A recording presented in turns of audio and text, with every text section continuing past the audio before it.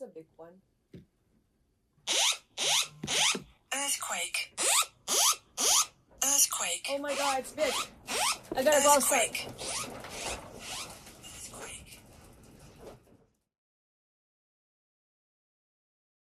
Gempa bumi berkekuatan 7,6 skala Richter mengguncang Jepang di awal tahun 2024.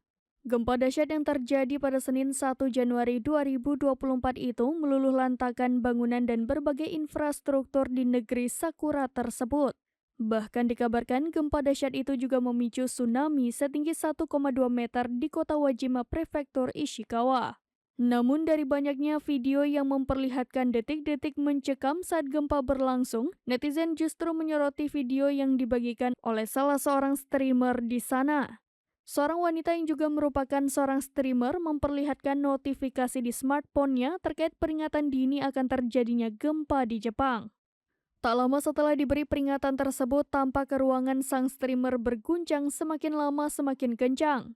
Di kolom komentar netizen justru kagum dengan adanya peringatan dini dari Badan Meteorologi terkait yang ada di sana.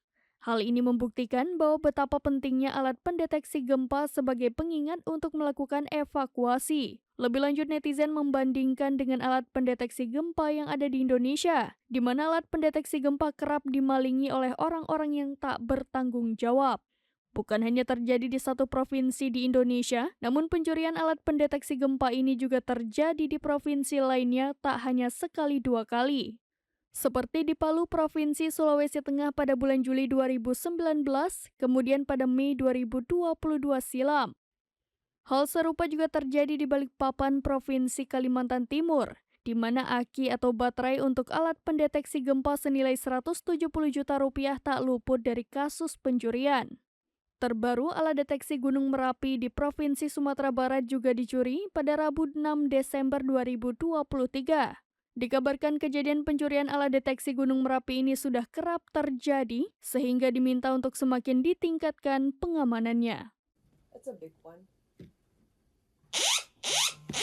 Earthquake. Earthquake. Oh my god, it's big. I gotta go outside.